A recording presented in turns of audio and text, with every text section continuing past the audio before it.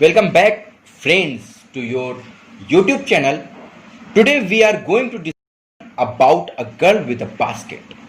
It is the story of class 12th from prose book. आज हम लोग class 12th की यूपी बोर्ड की प्रोज का पहला chapter a girl with a basket start करने जा रहे हैं। इसका मैं आपको पूर्ण रूप से हिंदी अनुवाद समझाऊंगा। बगल में स्क्रीन में आपको बुक भी नज़र आ रही है, तो बुक से मैं आपको एक एक वर्ड का एक एक हिंदी बताऊंगा।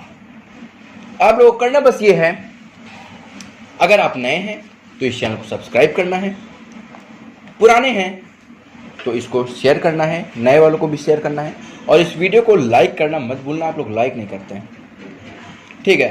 तो मैं थोड़ा सा एक समरी की तरह इस स्टोरी को आपको एक्सप्लेन कर देता हूँ कि ये स्टोरी एक्चुअली कहना क्या चाहती है। उसके बाद फिर हम लोग टेक्स्ट पर चलेंगे। A girl with a basket, a girl एक लड़की, विद के साथ, अ बास्केट एक टोकरी या बाल्टी के साथ। एक लड़की जो कि टोकरी या बास्केट के साथ में है, या उसके साथ जो बास्केट या टोकरी है उसके बारे में ये कहानी है। इसको लिखा है विलियम सी डगलस ने, और इसको लिखा है विलियम सी डगलस ने। यहाँ पर समझने वाली बात यह है कि ये रियल स्टोरी है। विलियम सी डगलस हमारे भारत आए हुए थे तत्कालीन प्रधानमंत्री से मिलने, और उस समय प्रधानमंत्री थे हमारे देश के पंडित जवाहरलाल नेहरू, जिसे हम लोग चाचा के नाम से भी जानते हैं। जब वो यहाँ पर आते हैं तो वो कुछ दूर का सफ़र ट्रेन से तय करते हैं, और ट्रेन में जब वो चढ़ते हैं तो हर एक स्टेशन पर वो उतर करके लोगों से, वहाँ के लोगों से, हर एक स्टेशन के लोगों से बातचीत करते थे, ताकि वो समझ सकें कि उस समय भारत की स्थिति क्या थी, लोग उस टाइम की गवर्नमेंट के बारे में क्या सोचते थे, उस समय भारत में क्या चल रहा है, लोग क्या सोचते थे, यह जानने के लिए वो हर एक स्टेशन पर उतरा करते थे। एक स्टेशन ऐसा आता है कि जब वो उतरते हैं तो उनको छोटे छोटे बच्चे घेर लेते हैं। वो एक प्रिजनर की तरह महसूस करने लगते हैं, एक जेली की तरह, जो जेल में बंद हो, ऐसा वो महसूस करने लगते हैं, क्योंकि चारों ओर से उन्हें छोटे छोटे बच्चों ने घेर लिया था। वो लोग कुछ उर्दू और कुछ हिंदी मिक्स कुछ बोल रहे थे। उनको उनकी लैंग्वेज समझ में नहीं आ रही थी, बट वो समझ रहे थे कि वो एक्चुअली बच्चे चाहते क्या हैं। और वो बच्चे चाहते क्या थे, उनके हाथ में कुछ हैंडमेड चीज़ें थीं, गुड्स थीं, जिनको वो सेल करना चाह रहे थे। और वो एक अंग्रेज पर्सन थे, तो उनके लिए अंग्रेज से अच्छा ग्राहक कोई हो नहीं सकता था। सभी उनको बेचना चाह रहे थे। उसी बीच में एक ऐसी लड़की मिलती है जिसको बारे में वो जा कर के प्राइम मिनिस्टर पंडित जवाहरलाल नेहरू को भी बताते हैं। क्या होता है उस लड़की के साथ, जो जाकर वो प्राइम मिनिस्टर साहब को बताते हैं, वो अब हम लोग पढ़ेंगे इस स्टोरी में।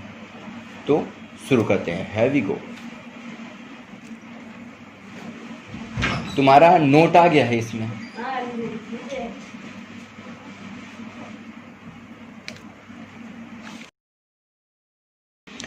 पैराग्राफ फर्स्ट स्टार्ट करते हैं। I had left new Delhi for the Himalayas. मैंने नई दिल्ली से हिमालय के लिए प्रस्थान किया। I was going as far as Bareilly by train. मैं रेलगाड़ी से बरेली तक गया, एंड और देन फिर बाई कार टू रानीखेत, और फिर कार से मैं रानीखेत तक गया। मैं कौन? विलियम सी डगलस, जिसे WC डगलस भी हम लोग कहते हैं। An old British army hill station located on a 6,000 foot ridge opposite a 120 mile stretch of snow cap Himalayas. कह रहा है यह 120 मील तक फैले हुए, अच्छा उसके आगे एक और लाइन है वो मैं बताना भूल गया, एन ओल्ड ब्रिटिश आर्मी, जो अंग्रेजी सेना यानी अंग्रेज जब रहते थे उनके सेना की पुरानी पहाड़ी छावनी थी। यानी छावनी में उनके सेना ने, अंग्रेजी सेना ने, अंग्रेजों की सेना ने एक छावनी बनाई हुई थी। छावनी इन द सेंस जहाँ पर अंग्रेज की सेना रहती थी, जहाँ से पूरे सब में वो देख रेख करते थे, बनाए हुए थे। आगे देखिए,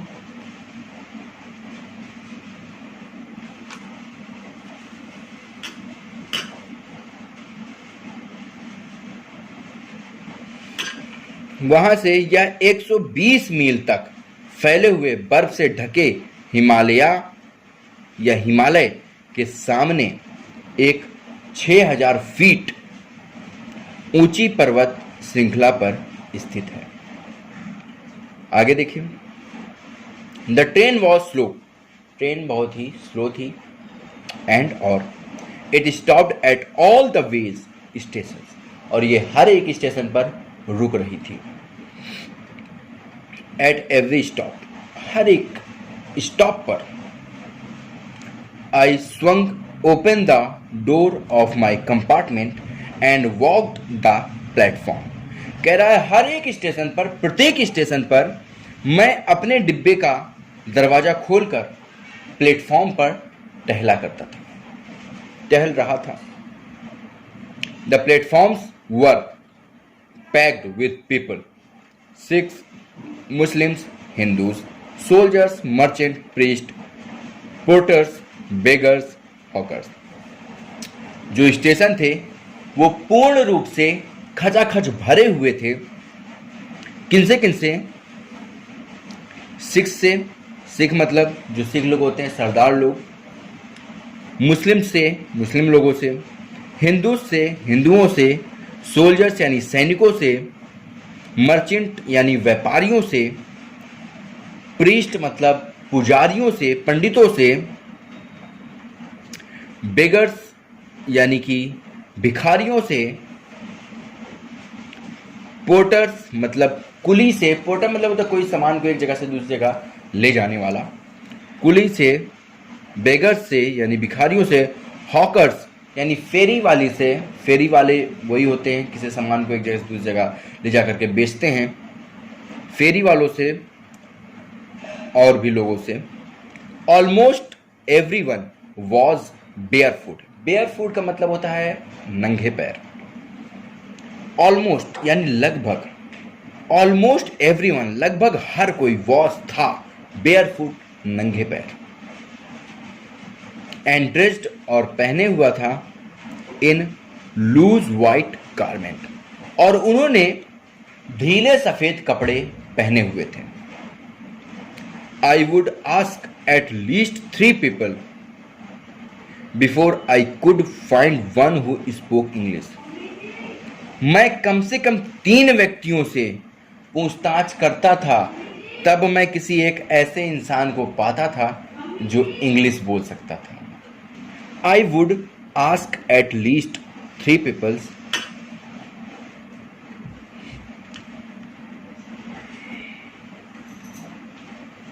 we would talk world affairs. हम इस समय क्या चल रहा था यानी वैश्विक गतिविधियों के बारे में हम बात करते थे, एंड और वर्ल्ड अफेयर्स मतलब पूरे संसार में क्या चल रहा है, and every major topic the news of the day produced, और वो हर उस बात पर हम लोग चर्चा किया करते थे जो उस समय की न्यूज़ हो, बड़ी खबर हो जो उस समय की। मेजर मतलब बड़ा। इन दिस वे, इस तरह से, I was trying to get a feel of the pulse of the nation. कह रहा है इस तरह से या इस प्रकार से आधिकारिक दृष्टिकोण से मैं, या आधिकारिक दृष्टि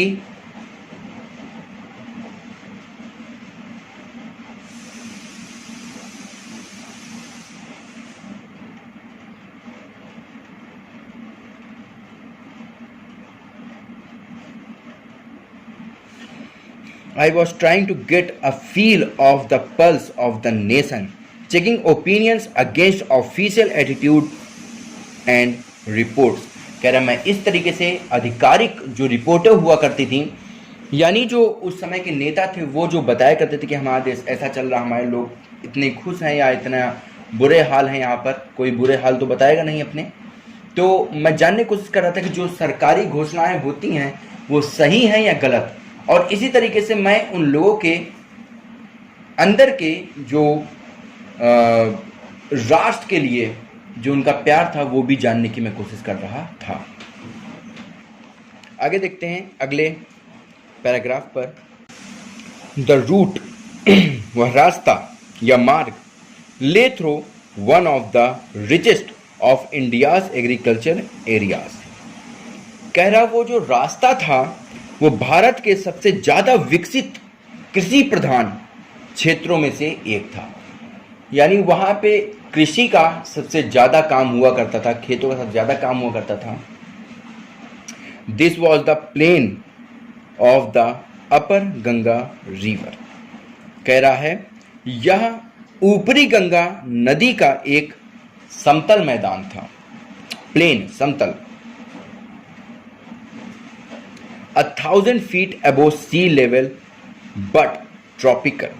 कह रहा है आगे जो समुद्र तल से लगभग 1000 फीट की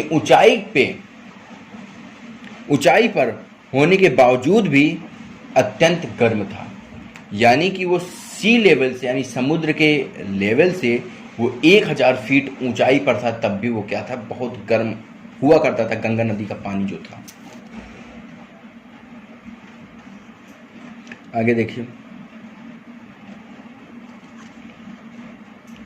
the Ganga was brown silt woollen swollen with flood waters. Its overflow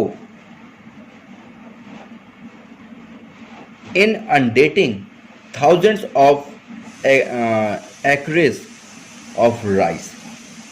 कह रहा है आगे जो गंगा का जो पानी था वो कैसा था, गर्म था, ये मैंने बताया हुआ है। फिर आगे कह रहा है गंगा मटमैली थी, बहुत ही ब्राउन सिल्ट थी, एवं बाढ़ के पानी से उफन रही थी, यानी कि बाढ़ का पानी उस गंगा में था और वो बहुत ज़्यादा एकदम बड़ी थी, ब्रॉड थी बहुत ज़्यादा। जब बाढ़ आती तो हम लोगों ने देखा है ना कि गंगा बहुत ज़्यादा हो जाती है, वैसा था। इसके सैलाब से धान के हजारों एकड़ क्षेत्र को पूरी तरह से ढक दिया था,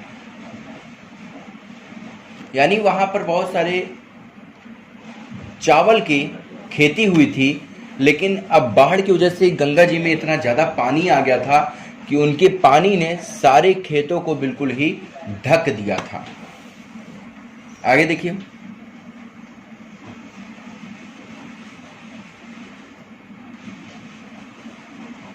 to the north were jungle, north की तरफ यानी उत्तर की तरफ पूरा क्या था, जंगल था। Great expanses of grass higher than a man's head and unbroken except of an occasional clump of trees.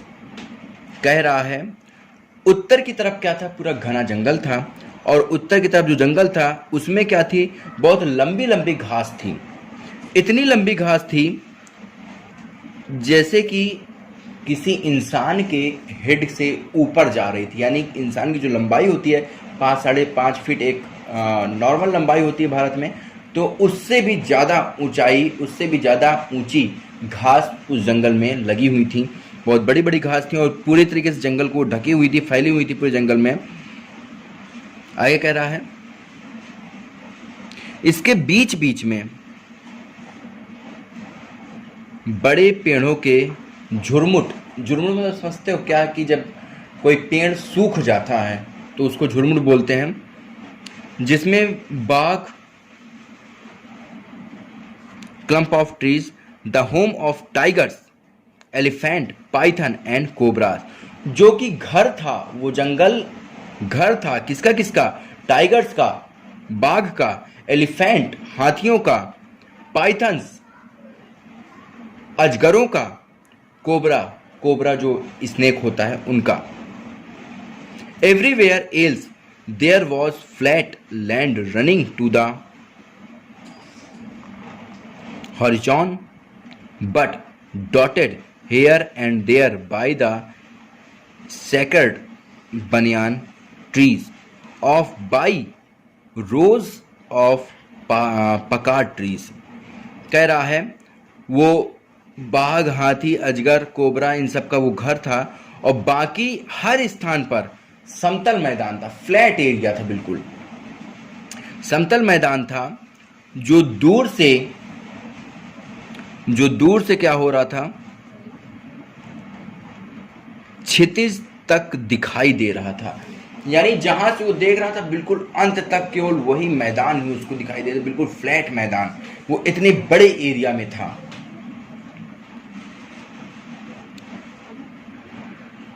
और हर तरफ क्या थे, बीच बीच में बरगद के बड़े बड़े पेड़ भी थे, पकार के पेड़ भी थे, कतारों थी, पकार के पेड़ की कतार थी। मतलब कि क्या था, देखिए मैं आपको फिर से वह पढ़ के समझा देता हूं। कहाँ गया, मैं भूल जाता हूं यार कहाँ पे था। But dotted here and there by the sacred banyan trees, यानी कि यहाँ से वहाँ तक कई जगह पे बनियान के ट्रीज थे, of by rows of pakar trees, और पकार ट्री जो थे वो बिल्कुल ही रोज में, कतारों में थे। Shaped like AIIMS and having thick twisted trunk. कह रहा है जिनके तने बहुत ज़्यादा, तने मतलब वही ट्रंक जिसे यहाँ पे बोल रहा है, मोटे एवं घुमावदार थे। उसके तने यानी पकार ट्री के जो तने थे वो क्या थे, मोटे मोटे थे, उनकी डालियाँ जो थी मोटी मोटी थी और घुमावदार थी। आगे देखिए, hot Hamid air was moving in from the south west. कह रहा है दक्षिण पश्चिम से गर्म हवाएं भी, जिसे लू बोलते हैं, गर्म हवाएं भी बह रही थीं। भारत का पूरा क्या उस समय का एनवायरनमेंट था वो बता रहा है यहाँ पे। आगे देखिए, मंकीज बंदर, some of them mothers with babies clinging to them and riding underneath। कह रहा है swung of trees at the stations looking for food। कह रहा है स्टेशन पर कुछ बंदर भोजन की तलाश में टहल रहे थे, और जो बंदर थी उनमें से कुछ बंदर क्या थे, मादा थी यानी कि मदर थी, और उन्होंने अपने बच्चों को लटकाए हुआ था और कुछ लोगों ने ऊपर अपने बैठाए हुए थे, और वो लोग स्टेशन पर भोजन की तलाश में इधर से उधर कूद रहे थे। आगे देखिए, द विलेजेस, गांव we passed had walls made of mud mixed with water and land cow dung. कह रहा है वो गांव जिनके सामने से हम लोग गुजर रहे थे, वहाँ के जो घर थे, उन गांव में जो उन्होंने एक तरीके से उसे क्या बोलते हैं, झोपड़ी, जो झोपड़ियाँ थीं वो क्या थी, झोपड़ी के जो दीवारें थी वो मिट्टी से बने हुए थे,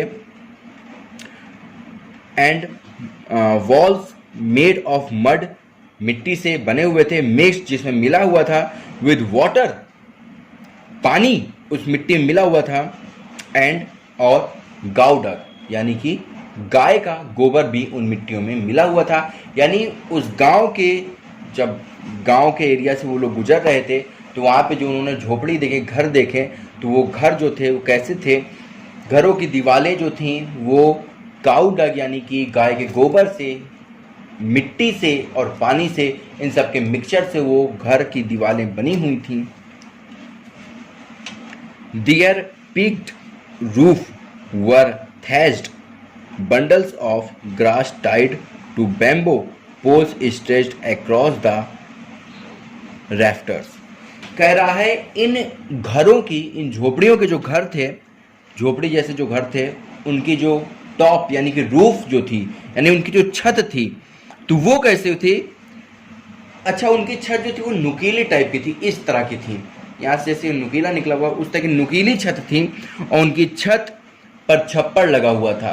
छप्पर मतलब किसी चीज़ को छा देना, छप्पर लगे हुए थे। और वो छप्पर किनसे बने हुए थे? जिनमें बांस बल्लियों से बने हुए थे, बांस बैम्बू बल्लियों पर बने हुए थे, और उन बांस और बैम्बूज में घास को लपेटे हुए थे।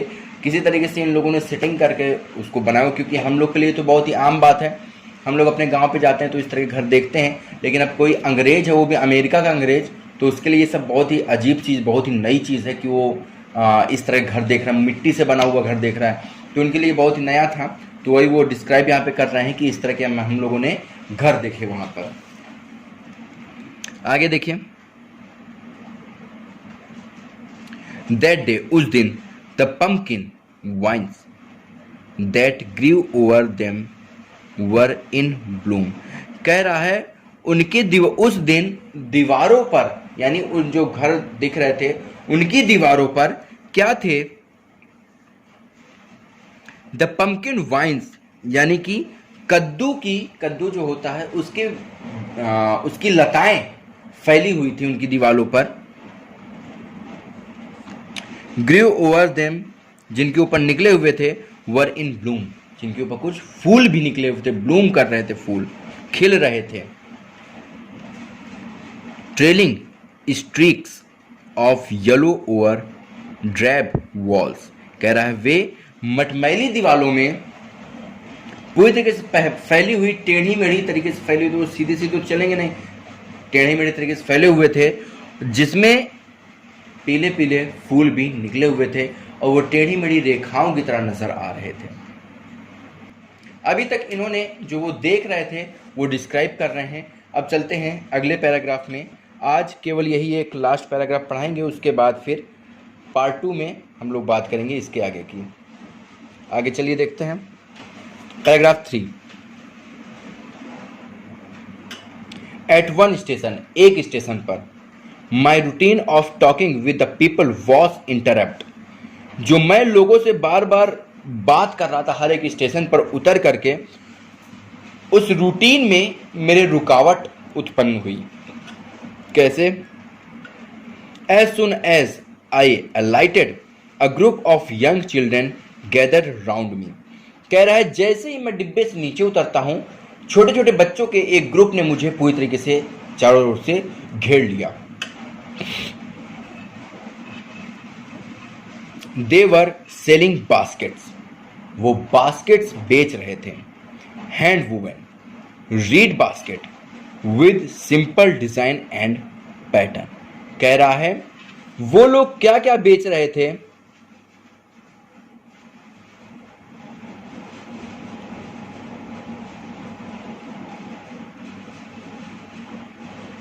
वो हाथ से बने हुई टोकरियां, बास्केट या बाल्टियां बेच रहे थे, और क्या कहे थे? जिन पर साधारण, बहुत ही सिंपल पैटर्न्स और डिजाइन थे, बहुत सिंपल डिजाइन और बहुत सिंपल पैटर्न्स थे उन पर। दे हेल्ड द बास्केट्स हाई, वो अपनी टोकरियों को या बास्केट्स को हाई ऐसे ऊपर उठा रहे थे, और शाउटिंग वर्ड्स, और कुछ चिल्ला रहे थे, कुछ शब्द बोल रहे थे, चिल्ला रहे थे। आई डिड नॉट नो, जिन्हें मैं नहीं जानता हूं, बट कन्वेइंग अनमिस्टेकेबली दियर डिजायर, पर मैं बिना गलती के उनकी इच्छाओं को समझ पा रहा था कि वो चाहते क्या हैं। दीज वर रिफ्यूजी चिल्ड्रन, वे शरणार्थी बच्चे थे। When partition between India and Pakistan were decreased, hundreds of thousands of people pulled up their roots and changed their residence. India और पाकिस्तान के मध्य जब बंटवारा हुआ था तो कई हजार लोग पाकिस्तान से भारत और कई हजार लोग भारत से पाकिस्तान चले जाते हैं, उन्होंने अपना रेजिडेंस यानी कि रहने की जगह को चेंज कर दिया था। अब यहाँ पर समझने वाली बात यह है कि अगर आप अभी भारत को छोड़ करके किसी और देश में चले जाते हैं जहाँ पर आपको पास कोई काम नहीं है, आप क्या करेंगे, आपके पास जितना पैसा है उन पैसों को आप खर्च करके खाएंगे, जो आप खाना ले गए हैं वो खाएंगे, और जब वो पैसे खर्च हो जाएंगे तब आप वहाँ पर कुछ काम नौकरी तलाशने की कोशिश करेंगे। नौकरी आपको वही मिलेगी जिसके लायक आप होंगे। अब ये रिफ्यूजी बच्चे थे, शरणार्थी थे, जो बाहर से आए हुए थे, ज़्यादा पढ़े लिखे भी नहीं रहे होंगे क्योंकि उस समय पे इंडिया पाकिस्तान के हालात आपको पता है। तो उन लोग के पास एक ही जो स्किल थी वो क्या थी कि हैंडमेड चीज़ों को बेचना, हाथों से वो चीज़ें बनाते थे और उन चीज़ों को वो बेचते थे।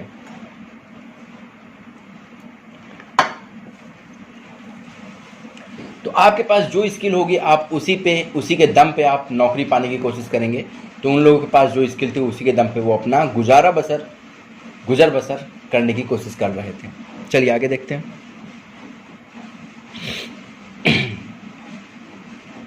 9 मिलियन पीपल, 1 मिलियन में 10 लाख होता है, 9 मिलियन मतलब कि 90 लाख लोग लेफ्ट पाकिस्तान को छोड़ करके एंड केम टू इंडिया और भारत आ गए थे। जब इंडिया पाकिस्तान का बंटवारा हुआ तो जो ये शर्त रखी गई कि जो भारत के हैं वो भारत में ही रहेंगे, लेकिन पाकिस्तान में जो हैं अगर वो आना चाहें तो भारत में रहने आ सकते हैं, और सारे मुस्लिम्स यहाँ से पाकिस्तान जा सकते हैं, लेकिन जो मुस्लिम रहना चाहें भारत में तो वो रह सकते हैं। ऐसा कुछ करार हुआ था। तो पाकिस्तान से 90 लाख लोग भारत आ गए थे। क्यों आ गए थे? Driven by the fear religious fantasism, कह रहा है वे भरे हुए थे किससे? उस डर से। किस डर से? जो उनके अंदर समाया हुआ था, रिलीजियस धार्मिक डर को लेकर के, धार्मिक कट्टरपंथी को लेकर के जो उनके मन में डर बसा हुआ था, उस डर के कारण 90 लाख लोग पाकिस्तान से भारत चले आते हैं।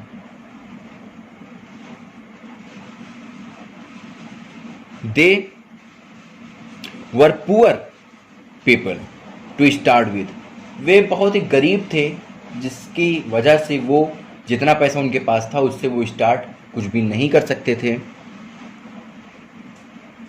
अपनी जीविका शुरू नहीं कर सकते थे भारत में। They were poorer as they begin their long trek, for all they could carry was a bit of food and a few belongings. कह रहा है जब वे अपने रास्ते पर शुरू करते हैं, यानी भारत के लिए वो शुरू करते हैं, धीरे धीरे वे और ज़्यादा गरीब होते जाते हैं, क्योंकि जैसे जैसे सफ़र बीतेगा पैसा लगता जा रहा था और ज़्यादा वो गरीब होते जा रहे थे। और उनका जो उन लोगों ने केवल कुछ चीज़ें रखी थी जिसमें थोड़ा बहुत खाना ही वो केवल रख पाए थे।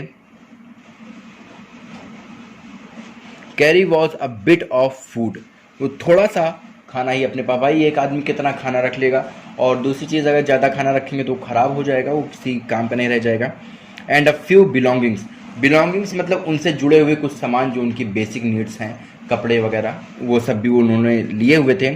सून जल्दी ही दे वर आउट ऑफ फूड, जल्दी उनका खाना ख़त्म हो जाता है।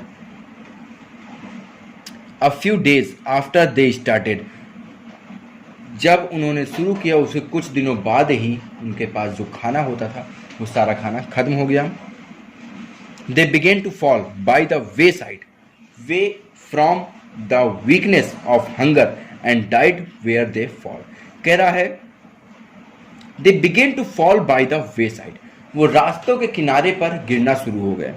फ्रॉम द वीकनेस, कमजोरी से, ऑफ हंगर, भूख की कमजोरी से, यानी उनकी भूख जो थी वो भर नहीं पा रही थी, वो खाना उनको नहीं मिल पा रहा था, तो इसलिए वो कमज़ोर होते चले जा रहे थे और सड़क के किनारे वो गिर पड़ते थे कमज़ोरी की वजह से।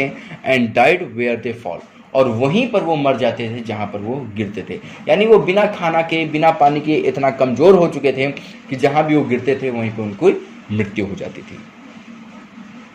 3 पैराग्राफ हो चुका है। आगे का अब हम लोग नेक्स्ट एपिसोड में देखेंगे कि कहाँ पर a girl with a basket, जिसके ऊपर ये पूरी स्टोरी है, वो कहाँ पर उनको मिलती है, फिर वो पंडित जवाहरलाल नेहरू से मिल करके क्या बताते हैं उस लड़की के बारे में। ये सारी चीज़ें हम लोग अगले एपिसोड में यानी कि अगले पार्ट में देखेंगे। अगर आप नए हैं तो इस चैनल को सब्सक्राइब कर लीजिए, इस वीडियो को शेयर करिए, लाइक भी कर दीजिए इस वीडियो को। फिर चलिए मिलते हैं अगले पार्ट में। Bye bye.